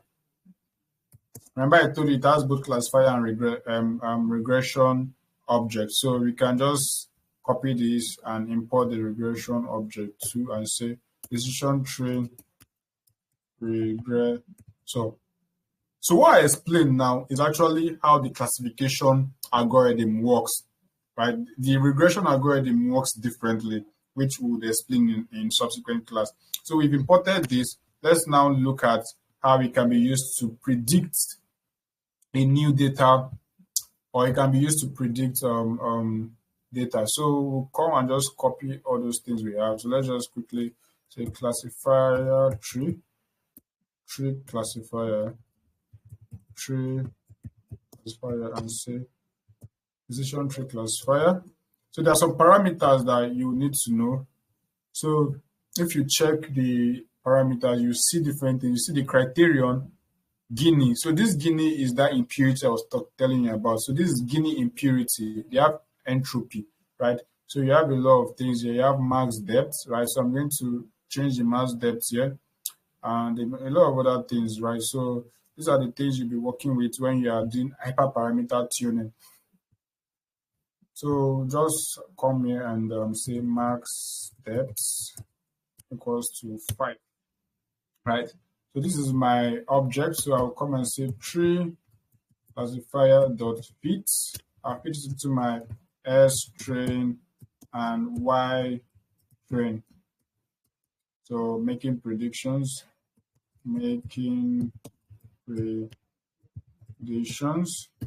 I'll come and say tree classifier dot predict. I think this can predict proper. This one can predict probability value. So you put your X test, and then you just pass this. Let me get the code for the other one and copy it directly. Okay, let me quickly get the accuracy. So I'll come here and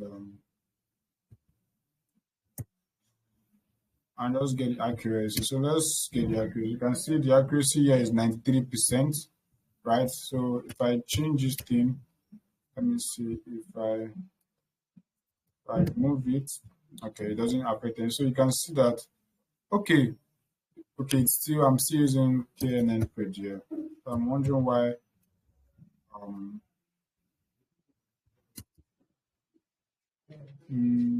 tree grid equal to tree classifier, and you say as tests, right? So I'll come here and say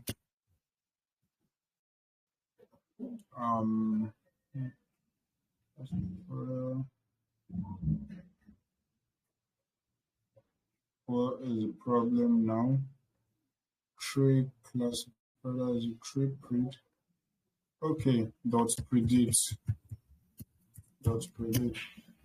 So you can see that the score here is still 93%, right?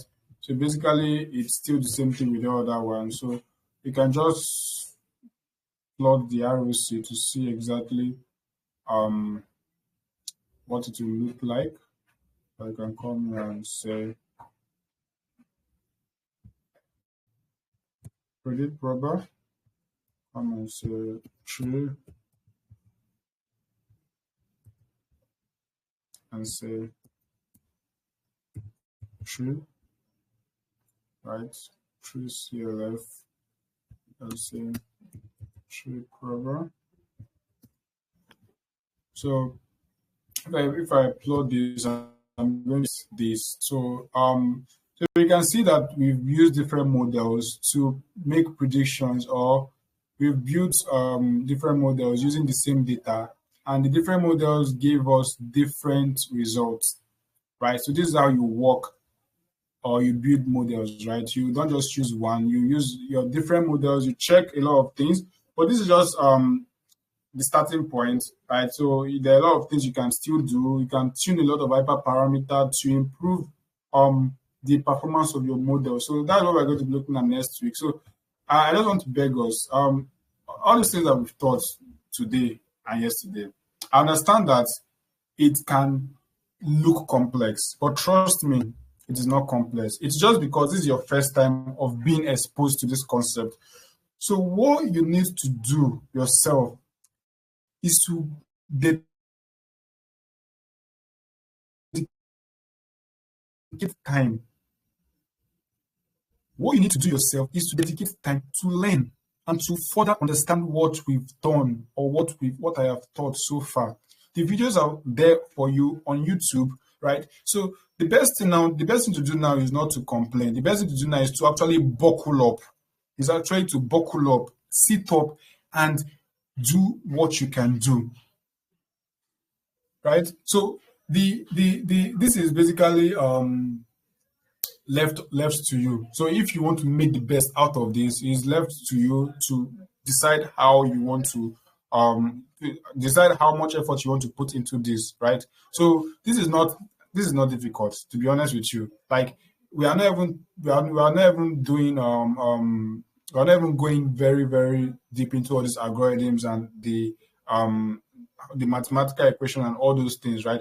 We're just trying to get the surface level concept and give it to you so you can understand it. So if you want to become a data scientist, you need to actually buckle up. You need to actually tell yourself that, okay, see, this thing might look hard now, but it's something I can learn. It is not impossible to learn, right? It's something that people have learned, something that people have gotten better at, and it's something that people are actually seeing as a very easy stuff. So it can actually be easy for you too, depending on how you see it. If you're already concluding in your mind that you can't learn this stuff, then there's no way you will learn it. But if you tell yourself that, okay, I understand that this thing is looking complex now, but with time and with effort, extra effort, I will definitely understand it. Then you would definitely understand. And trust me, when you get to understand this, it would you're actually going to be very proud of yourself. Because to be honest with you, data science compared to other areas is actually not very easy. Like it's actually more technical, right? You're not just writing code. You are trying to do a lot of things that involve you to think, right? So it's actually in a way technical, but it's not so technical that nobody can learn it, right? So if you want to show that, if you want to like come out of this program with everything that that we are going to be giving to you, and yeah, fully packaged and all, you just have to put this in your mind, and you just have to put the extra effort. So definitely, I'll be giving you assignments so it will help you to practice all that we've done. It will test your knowledge on what we've done. I went to the YouTube channel the other time to see the video I posted yesterday, and I saw that not many of us has gone through that video, and I'm thinking of how exactly we want to understand all these things without going through those videos. So please and please, the materials are out there for you, right? We are doing our best actually to explain all these things in the live class, and just to give you a breakdown and a starting point for you, so you can understand this concept and just advance from there, right? So this is actually the end of today's class. We've covered what we need to cover. So basically, we just have the disadvantages and advantages of decision tree here. So you can see, I'm just going to go through that. It is simple to understand and interpret. Sometimes it can be easy to interpret, right? It requires little data pre-processing. As you can see here, we've talked about data pre-processing already. So the data set we have been using for this class is because we didn't do any data pre-processing, because the data set is already ready for us to use in training our model, right? So it can handle both numerical and categorical data, that is for regression and classification, right? You can see that it performs well on large data sets, and it can model complex relationships. So decision trees are actually we from decision trees we have more algorithms. So if you don't understand this decision tree now, next week we're going to be looking at random forest, right? Random forest is another algorithm that is built on decision tree. So decision tree is a tree, random forest is a forest, right? Is a collection of trees, several trees, to build a model.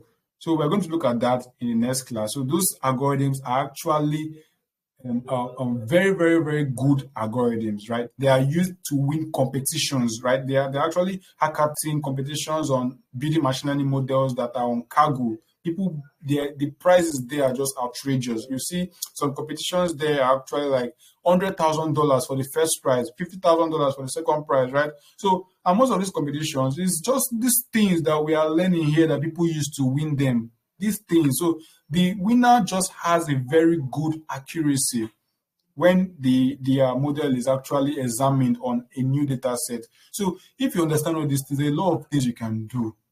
Like you're going to enjoy all these things. Trust me, you're going to enjoy data science, you're going to enjoy machine learning as a whole. So decision tree now is going to be a starting point for some of the other algorithms we'll be talking about. We'll even talk about SGBoost. SGBoost is also built on decision tree, right? So let's just leave that for now and look at the disadvantages. So it can be prone to overfitting, right? Right. So overfitting, I've said it several times that we're going to look at that, and it can be unstable because so these are just some things that decision tree is not really good at, right? So basically, this is just one part of machine learning. So let me just let you guys know, this is one part of machine learning. Machine learning is not just about the algorithm. So, we've talked about pre-processing, right? When we did that one, I believe everybody enjoyed it and it was not so complex. Now, the reason why we are finding it difficult to understand this is just because of the conceptual level or the explanation of these algorithms. Algorithms are not usually simple stuff, right? Algorithms are usually complex mathematical equations that are used to solve a problem, right? So we are not really going to be going into details on how these algorithms work. So I just presenting it to you to know these are the things, these are the algorithms you can use to build different models, right? So that is what we've done today. We've introduced you to several models. So I said machine learning is not just about the algorithm. So we've looked at preprocessing, looked at several ML algorithms. We're also going to look at other things like hyperparameter tuning, right? So when we get there, you're going to start to see a different part of machine learning, right? So we are actually advancing. We are climbing up the ladder. So if you don't want to be left behind, do your due diligence to catch up with what we've done so far. Go through all the videos, read your textbooks that we've sent. You can go on YouTube to watch videos that explains better or visually explain some of these things that we learn. That's how you learn. You don't just learn in one place, right? Basically, what we do is give you a very good foundation that will help you and give you a sense of direction so you can build yourself. So I'm actually just trying to encourage also because I understand from personal experience how it can be discouraging, right? Based on the perceived complexity of all this. So I actually hope we're still able to pick one or two from this class. Right, so we implemented all these things, right, in Scikit-Learn. So even if you don't understand all these concepts, at least you know how to implement them in Scikit-Learn and compare different models. We introduced ROC curve, right, today, right, ROC curve and AUC, area under the curve, and ROC. We were able to plot them, right. We even got the accuracy, plot it to see how it looks, right. So sometimes you don't plot them separately. Let me just quickly put something here. In the next subsequent classes we're going to be doing when we are comparing model, we plot everything on the same graph. So you see the different models plotted, everything on the same graph, so you can compare them directly. But in this case, we just plotted them separately so we understand them better. So this recording will be made available. I will try to make it available this night so you can start to go through it. You can start to take your time to go through it. At that point, nobody will really you will not be timed basically. So you can just take your time, pause, take notes. And I believe at this point everybody has a note. I want to believe that everybody has a note. You are doing machine learning and you're doing data science and you don't have a note. I don't know what you're doing. Right? I would, if I can show you my notes since the time I started learning data science, everything is still intact, right? A lot of jottings, a lot of concepts explained, and these are the ways you learn and these are the ways you get better, right? So as time goes on, I'll just be giving you advice, encouragement, tips, just to help you basically, right? So yeah, we've come to the end of this class, and I'll actually give room for questions. So if anybody has a question, just indicate, and I will unmute you so you can ask your question. Right, all of us that have been saying we are confused, so yeah, time to ask question. So I'll be giving 5 minutes for that. Any question? All right, David. Oh, David, you can speak now. Okay, good evening, sir. Yeah, good evening. My question is when as you are doing the stuff through you are sharing your screen, I was actually following along. So when Yeah, you that's actually good. your graph for the first one, the first graph when you use the AUC curves. So when you Okay. plot your graph, you got 0.99375%, 0.99375 as the AUC score. So, but one Yeah. thing I saw was that my own accuracy, you got 96.0%, but my own accuracy was 93.0%, but it still gave me the same AUC score, which is 0.99375. So I don't know if there is any if the computer just ignore it or something, because I realized I still got the same score. Yeah. So one thing you know is that if once remember I told you that once you are splitting your data sets, it does it what randomly. So Yes.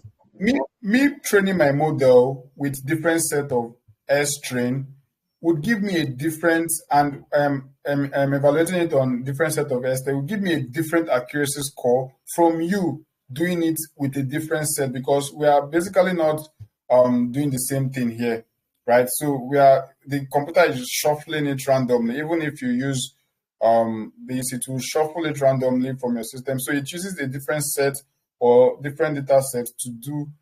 Wait, but did you follow exactly this code that I have? Hello, David. Yes, sir. Yes, sir. The random state was 20. The same thing. Exactly. So it still shuffles it like the random state is actually um for your own.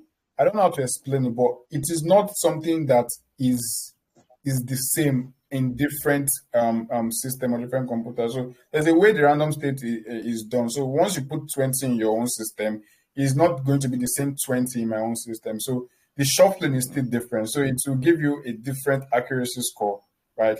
So, Yes. but generally, that's why you need a lot of data sets when training ML models. So you can have an approximate or a good estimate, regardless of where you are training. So these are just the things that you think about or you put into consideration when building ML models, right? So don't worry, as we're moving on, we are going to learn about some of these things. We are going to learn about overfitting, we're going to learn about underfitting and the rest. So, but that's actually Yes. good from you that you are following. At least you are getting to learn as we are teaching. So that's impressive. Well, thank you for that question. All right. Thank you, sir. All right. Yeah, Solomon, you can unmute yourself and speak.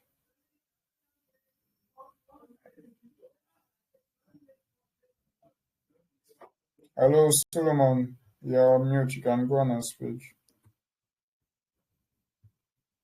All right, Abadnego, I'm unmuting you now. You can ask your question.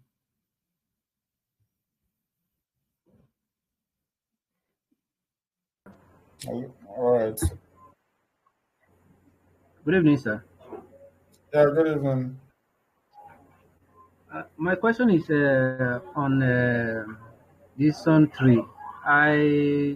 We are talking about the tree and the branches, but when you are visualizing it, we are seeing the nodes like that. So I don't know the at what point that we can use a particular value to really make prediction. I don't really, I got lost at that point. So I want you to really clear it up for me. Thank you. Sorry, I don't understand your question. You said, um, I don't understand the question. Can you rephrase? Okay, about the season three. Okay. When you were explaining, I just want you to throw more light on it briefly. That's what I want. Thank you. Okay. Um, we are over time already, and the recording will No. be made applicable. So if you get that, I believe it will even be more better. It will be better going through that. You can just go over it as many times as you can to gain understanding. Because if I try explaining it again now, obviously we are going to take time, and we are actually past the time we're supposed to stop already. So um yeah, so that's just it. But basically, decision tree is, as I said, is another algorithm, right? Another algorithm that you can use in building a classification model or a regression model. But what I explained here was for building classification model, right?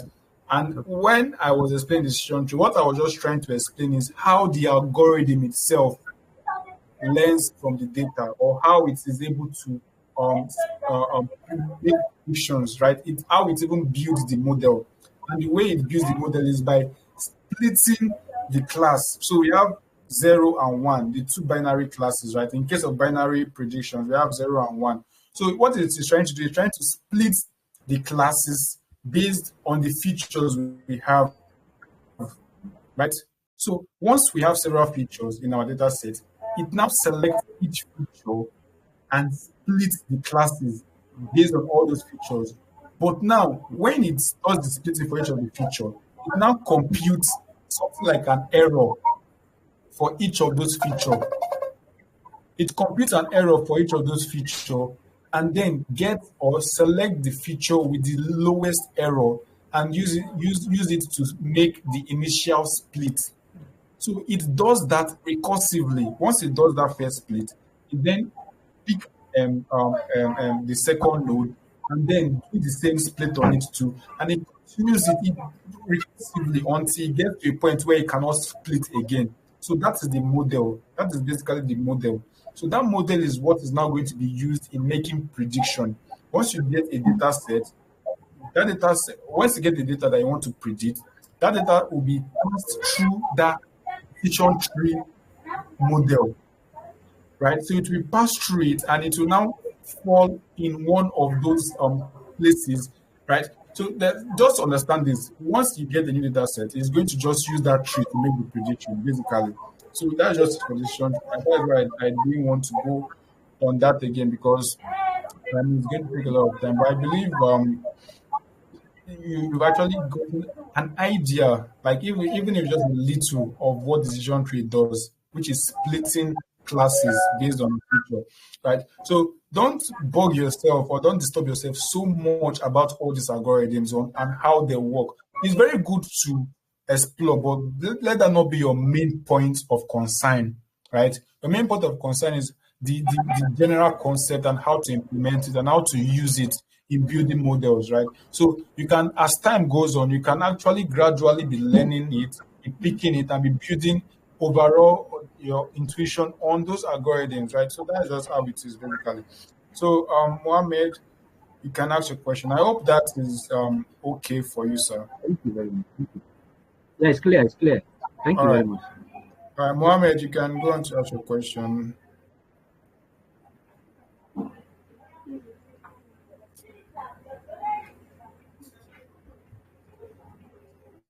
Yeah, Mohammed, you were raising your hand.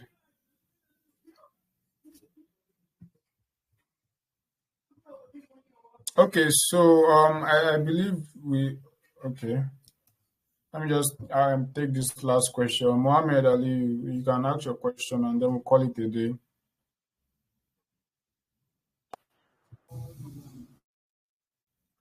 Solomon, have you asked your question? No, sir. Okay, yeah, I saw you raising your hand. You can go on to ask your question. Okay. Good evening, sir. Yeah, good evening. Yeah, thank you very much. Actually, my question is almost the same thing with the first person that asked the question. So I think your explanation just covered a lot. So no need. I was following also. Like yesterday, I was following. So although everything was running smoothly, but my the percentage I got was different from yours, but the everything runs well. So I was trying to ask the same question, but thank God you've answered it already. All right, that's good. So yeah, that's Thank you. perfect. So what actually causes these differences is actually the randomness of most of this operation. So there are some operations that are actually random. So it's not the same across board. So you definitely get different output, right? So Okay. unless let's say you, but so let's just move on. As we are moving, you'll be understanding everything better. Yeah. So Mohammed Ali, you can ask a question. You're raising your hand. We'll take that as the last question and then we'll call it a day.